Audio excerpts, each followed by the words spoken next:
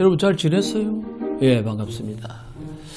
제가 이제 예전 영상에서 저탄고지 다이어트의 문제점을 말씀드리면서 적정량 이상의 단백질을 먹으면 안 된다고 말씀을 드렸는데요. 또 너무 극단적으로 단백질 섭취를 줄이는 분이 간혹 계실 것 같은데요. 그래서 건강하게 단백질 섭취를 할 수 있도록 선누션을 드리겠습니다. 우리가 이제 필수 영양소라고 말하는 영양분은요, 모두 필요하기 때문에 필수 영양소라고 말하는 건데요. 단백질은 우리 몸을 구성하는 근육을 유지하는 데 중요한 것이 바로 단백질인데요. 근육량 유지는 신체 균형 유지와 활발한 신체 활동을 위한 필수 요인 중에 하나입니다. 노화가 진행되면서 골격 근량이 줄어들고 기능이 떨어지면서 체지방 증가를 동반하는 질병을 근감소증이라고 하는데요. 근감소증은 노인에게만 나타나는 증상이 아니고요. 40대부터 서서히 진행되는 근육량의 손실이 발생하는데요. 해마다 근육이 1%씩 줄어 결과적으로 노인이 되었을 때 쇠약 단계에 이르게 되는 것입니다. 유독 나이가 들어서 다리가 가늘어졌다거나 근력이 떨어졌다고 하면 근감소증을 의심해야 하고, 건강을 위해서 근육을 유지하거나 늘릴 수 있는 단백질 섭취를 해주는 것이 중요합니다. 우리 몸 전체는요, 골격근이 약 400개가 있는데요. 남성은 체중의 약 2분의 1이, 여성은 체중의 3분의 1이 근육입니다. 그럼 단백질을 많이 먹으면 먹을수록 좋은 걸까요? 예, 그렇게 생각할 수 있겠지만은요, 제일 중요한 건 항상 과유불급. 필수 영양소지만 과잉으로 공급되는 영양소는 결국 비만이나 다른 질환 등의 원인이 되기도 하는데요. 따라서 골고루 균형 있게 꾸준하게 섭취하는 것이 가장 중요합니다. 성인의 평균적인 신체 크기와 신체 활동, 강도 등을 고려할 때 단백질 몇 끼 20에서 30g 정도 골고루 분산해서 섭취하는 것이 최상의 단백질 섭취법인데요. 이를 위해서 일반적으로 탄수화물 섭취 비중이 높은 아침 식사 때 단백질의 섭취량을 늘릴 필요가 있는데요.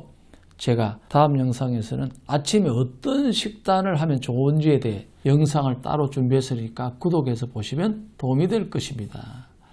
다시 오늘의 주제 이야기를 이어간다면 각 식사마다 영양소가 골고루 포함되는 메뉴들로 구성해서 영양 편식이 되지 않도록 하는 것이 중요하고요. 한 번에 하루 권장량을 다 먹는 것이 아니라 3번에 나눠서 드시는 식단을 준비하는 것이 좋습니다. 어차피 단백질 섭취하는 거 동물성 단백질을 먹는 게 효율이 높지 않을까요?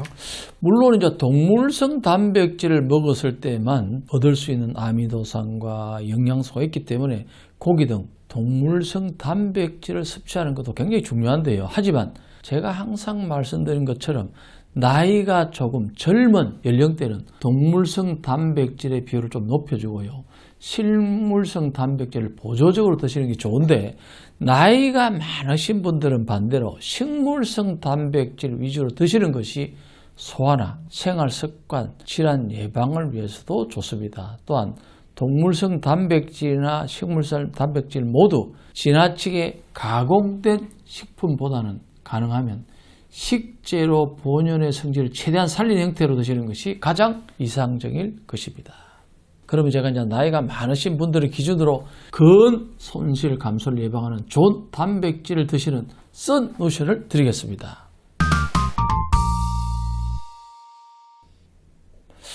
자, 아무래도 나이가 있으신 분들은 식물성 단백질을 많이 드시는 것이 좋다고 말씀드렸잖아요. 고단백 식품으로 잘 알려진 닭 가슴살만큼 단백질 함량이 높은 식물성 단백질 식품은 바로 대두입니다.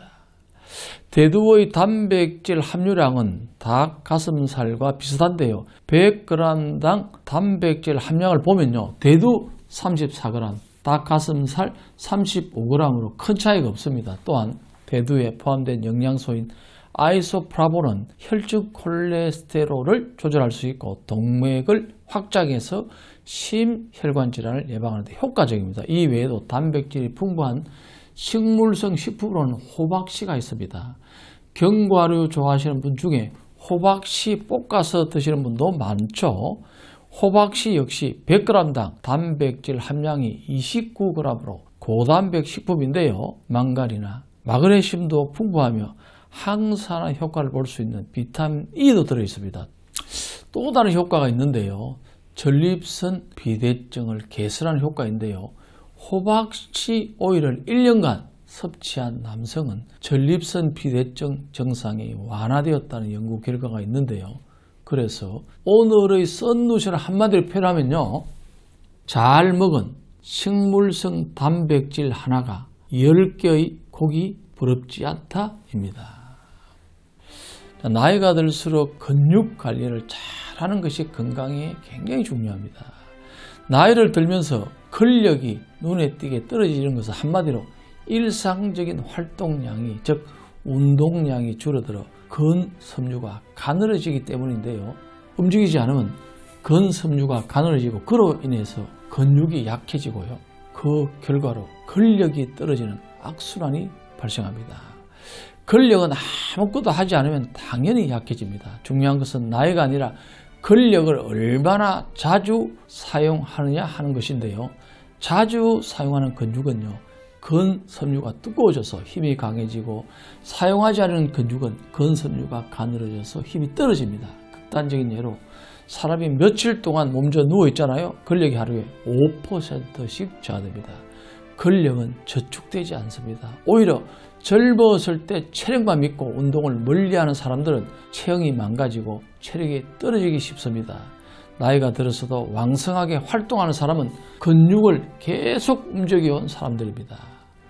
근육량이 줄어들게 되면요, 뼈나 관절에도 무리를 줄 수 있습니다. 오늘의 썬누시를 보시면서 근 손실도 예방하시기 바랍니다.